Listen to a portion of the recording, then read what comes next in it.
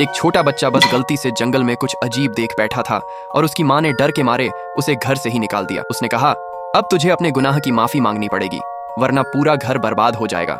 असल में जापान के कुछ इलाकों में एक पुरानी मान्यता है, जब भी धूप और हल्की बारिश एक साथ होती है तो पहाड़ों के भीतर जंगली लोमड़ियों की शादी होती है।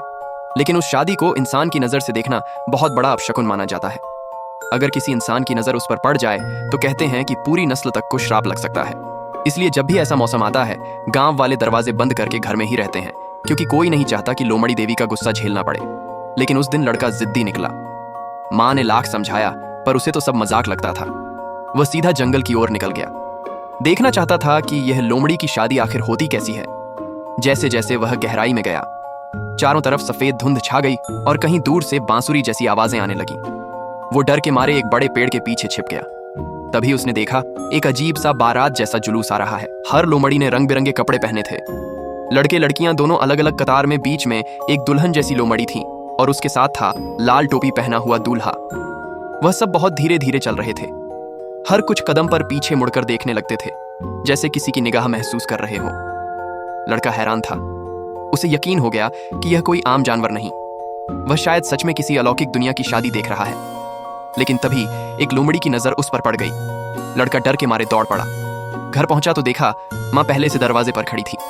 उसका चेहरा सख्त और डर से भरा हुआ था। उसने लड़के को एक चाकू पकड़ाया और कहा, जा माफी मांग, वरना यह घर तुझे दोबारा नहीं अपनाएगा। लड़के ने बहुत कोशिश की दरवाजा खोलने की, पर सब दरवाजे अंदर से बंद कर दिए गए थे। अब उसके पास कोई चारा नहीं बचा था। वह चल पड़ा, एक अनजाने सफर पर, फूलों के मैदानों से होते हुए इंद्रधनुष के उस पार, जहां लोमड़ियों की दुनिया शुरू होती थी। 7 दिन और 7 रातों की भटकन के बाद वो एक रहस्यमयी जगह पहुंचा, जहां चारों ओर से लोमड़ियों ने उसे घेर लिया। तभी उनकी रानी यानी मुखिया लोमड़ी आई और कहा, इसे सजा मिलनी चाहिए, यह हमारी रस्म तोड़ कर गया है।